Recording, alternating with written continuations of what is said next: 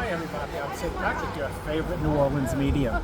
So today we're in Skagway, Alaska, and we're going on the ghost tour of the town. It deems this is an old gold town with a lot of gold rush history. And there's a lot of ladies of the evening here, so we're going to be meeting our madam soon, and she's going to be taking us on the Ghost and Madam tour. So come share the experience with me today. We're here getting ready to get on the bus. I just took a picture with Madam of the Day. We're waiting on 4 more whores to show up because we leave no whore behind here in Skagway. And we're gonna look.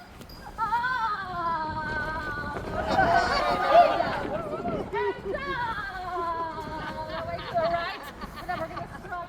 Oh, it's stuck. Let's go, girl. Yeah! Come on, Jess, a little promotion for Tracy! So currently we are walking the streets and learning what it's like to be a streetwalker in Skagway. I'll get more to you later as we continue on our adventure. Here we have the Peniel Mission House. We're not going to believe this, but in Skagway in 1898, we were considered to be a denizen. I can't imagine why. Now, this actually excited a lot of religious folk. They would come up here with the sole purpose of saving a few souls. Folks, I can actually tell you that still happens today. Someone after one of these walking tours this week came up to me and handed me a little Jesus figurine. Oh my God. I know. Happens all the time. But I will say, during the gold rush, one of the folks that came through here, her name was Mabel Yolry. And Mabel, what she would do is she would come to Skagway and she would stand outside of brothels and cribs every single night. She would just let everybody know what was going to happen if you dare to indulge in the pleasures of the flesh. And that is not good for business. So all of these sex workers, they would come outside and they would say, Mabel, please, for the love of God, could you save someone else? And it would pay her off. Well, that was enough for Mabel. She took that money and she just hopped brothel to brothel, crib to crib, every single night. You can make a whole lot of money in a denizen, go figure. The thing about Mabel, though, is her intentions really were pure. She created the Peniel Mission House. It was erected in 1900. And the thing about the Peniel Mission House is it was a safe house for any working woman who was ready to transition out of the field. So you had a free place to come, no other questions asked. You also had meals provided to you and medical treatment for the first time. Now these girls, they didn't mind paying off Mabel. They felt like they were investing in their futures. If they ever fell on hard times, they had a place to come. The thing about this house, though, is that it is still inhabited by Mabel, and she's still a bit persnickety. Nowadays, this is housing for the seasonal workers of the National Park Service. I don't know if you folks have ever lived somewhere seasonally, 4 to 6 months out of the year. I'm doing that, and I can tell you, when you walk into that room for the very first time, you gotta make it feel like home. You decorate, you move the furniture around. The thing about that house, though, is that if you move a piece of furniture from left to right, it always finds its way back to its original location. And if you don't believe me, there was someone living in that house here last year. You heard him up on this rock telling the story. He opened the window and said, hey, that furniture thing is true. Mabel is still in there. There's also a bit of a knocking that happens. So mid-October or so, that house really empties out. And then mid-April, folks start living in it again. And during that time, for the first few weeks of the season, there's a little knock on each of the doors, apparently. And folks seem to think that it's Mabel coming around to do roll call on these women. Eventually, after a few weeks, those knocks fade away. And they seem to think it's because Mabel realizes it's no longer these girls. But she'll still come back every year just to check. And right behind us here, this really creaky building. That is servants' quarters. Now, servants' quarters was home to the servants of the Poland Hotel. The chimney of that hotel actually is still back there in those woods. But after the gold rush was over and that hotel shut down, this became home to a family, a father, a mother, and a teenage daughter. The teenage daughter, she became pregnant. And she was very excited to have her child despite the stigma that came with a single mother or a teenage mother during that time. When the baby came, she was a slow birth. So the teenage daughter, she buried her baby in an unmarked grave back there. And the teenage daughter, every single night for weeks and then months, she would run outside of that house at night, screaming for her child in nothing but a very thin nightgown in the dead of winter. Her parents started asking her why would you do such a thing? And she kept saying it was because she could hear her baby crying for her. Well, after months of this, the parents decided to have her committed to an asylum. The mother sent her down with her to the lower 48, and the father was up here in this house on his own. But then the craziest thing started happening. He started hearing those baby cries too. He would come outside with a rifle in his hand, determined to intimidate whoever dare mock their family, but he never saw anyone. And night after night of this happening, it drove him a bit mad. He ended up taking his own life. There was a shot heard from this house, and it is believed that he took his own life that way. The thing about this house, though, is that it is still home to a very angry male spirit. folks do feel the presence of that man still living in that building. And I will also say a lot of folks have claimed to hear the baby cries back in those woods themselves. All right, folks. And with that. So we made it back to the room, and I brought my notes with me because I wanted to share with you some of the highlights of today. So we went to the Red Onion Bar, which was a brothel back during the Klondike Gold Rush. The Klondike Gold Rush was between 1896 and 1899. In 1897, 100,000 migrants showed up in Skagway to go on the adventure of gold hunting. Imagine that. And that is actually the largest migration of people, but that wasn't due to a war. And in this little town, 100,000 people shows up on the shores. So it was a pretty exciting place, pretty rough, pretty exciting, and wild. One thing that was really cool was the buildings. If you notice in the video, all the buildings have unique colors. That's because many people didn't know how to read or write.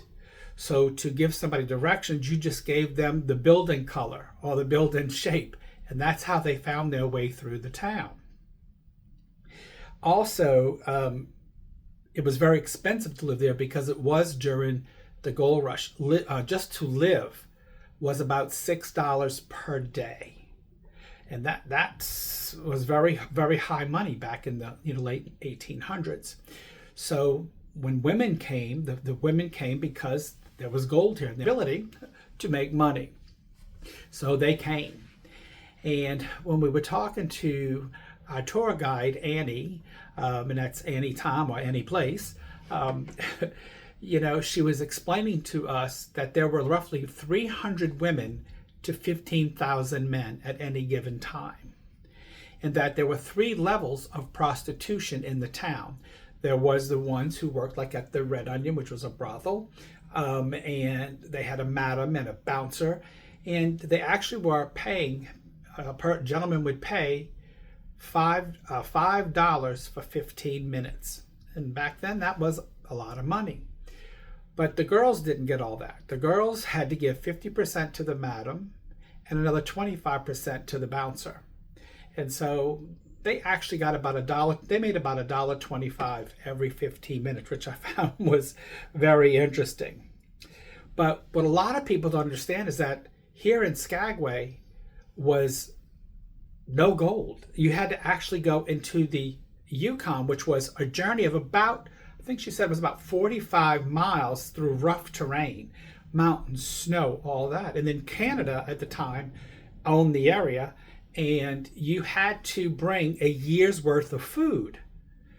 So imagine having to put a backpack on with as much as you can hold, maybe 50 to 100 pounds, and then you had to make that trip, which was very, very, weather-ridden and dangerous and everything else. And you had to go drop it off at the border and probably pay someone and hope that they didn't steal it, and then come back, load up again, and go back. And then once you had your year's worth of food, which was about a ton, is what they were telling us, of food and supplies, then you could stay because they didn't want you to starve.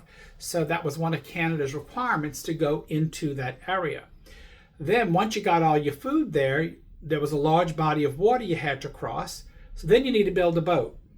So although 100,000 people showed up for the gold rush, in my notes here it says only 40,000 reached the goal. But by the time most of them got there, there wasn't a whole lot of gold left. There was only about, I think she said maybe 25 people that really was very successful out of all that. And a lot of them had to spend the money going to and from. So when they went home, they didn't have a whole lot to go home with. So with that being said, the town has got a lot of history, kind of a little bit like New Orleans. New Orleans started, it was a very rough area. That's why the French sent the casket girls into New Orleans. So was to help calm the men down and try to get them to settle a little bit, because there was so much stealing and robbing. But the same thing was going up here. And you know, in the Yukon, or the Klondike Gold Rush, a lot of that was going on. And you know, there was, like, I think she just said, it was 3 levels of prostitution. You live either in the brothel, or you worked in the, what they called the cribs, which was you paid rent per day for like a small area, and you shared that with other women.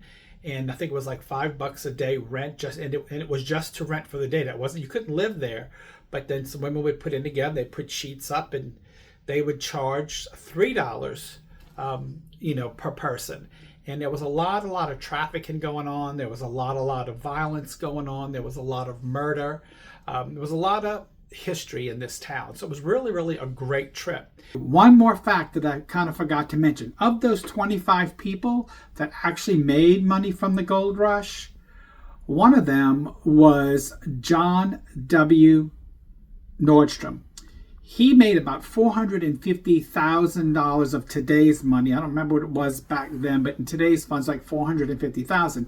He took that money back to Seattle, and him and another gentleman opened up a shoe store, which later then became a department store, which is now today's Nordstrom. So just a little bit more about history for you. Now the ghost part of it, let's get into that. So we showed you the film when we were at that rock, where Annie was standing and talking about the history of the area, about the hauntings that went on in that back area of town, particularly the story where the young girl had a miscarriage and she had to bury her baby. She had a stillborn and she had to bury her baby. She was a single mom. And back then in those days, that was a no-no, so they had to bury the baby. And then they thought she went crazy because she kept running outside all the time, thinking she was hearing her baby crying. So her mom took her down to put her into an asylum, back down into the 48 states, to put her into an asylum. And the father, he started hearing the baby crying. He went crazy, and he wound up committing suicide back in that area. And to this day, you can still hear at night the babies cry. And then another house that was right near there as well was owned by one of the madams, and it was also a living place, and people live there now. You have to keep your furniture where it is, because if you move it, it's like a boarding house. If you move the furniture when you wake up, it moves back. So while you're asleep, it moves back to its original place. I would love to have gone in there, but it is currently a private residence, so we couldn't go in. But I did get to go outside and feel the area. And then you're going to notice we got some pictures from inside the Red Onion, the actual brothel itself. One of the main ghosts there, which her name was Lydia, and she is still there, and she loves women. She will touch them on the shoulder, or she would do some things just to let you know she's present and she's enjoying you. She's not as fond with the men. There was a story, there was a man there on one of the last year actually, who was coming through on a cruise ship and was taking the tour, and he was very angry, very sarcastic during the whole thing, and he still had his glass of champagne from downstairs, because when we got there they gave us all a glass of champagne to toast. And he still had his glass of champagne, and he was such a negative person that Lydia shattered his glass. And that was witnessed by everybody in his group. So that was really a cool story. We got to see a lot of the original, one of the madam's original undergarments, which weighed about 10 pounds. We got to see one of the things that made the brothel special was that the ladies could pick out their own and decorate their own room and their own wallpaper. So you got to see some personalities of the different women who have lived during that period. And even though it was only of like a time of about 3 years, over 180 women in those 3-year time periods have come through. Because even at $1.25 an hour, back then, some women only came in and worked 4 or 5 days, made their money, and they left. So it was something. It was a very interesting tour. I really enjoyed it. Had a lot of fun things, and our tour guide was absolutely fabulous. Her name is, like I said, Annie, she says, but when you're a prostitute, it's whatever you want it to be. So she was anytime, any place. So anyway, hope you enjoyed our little adventure today and hope to see you guys soon. Thank you.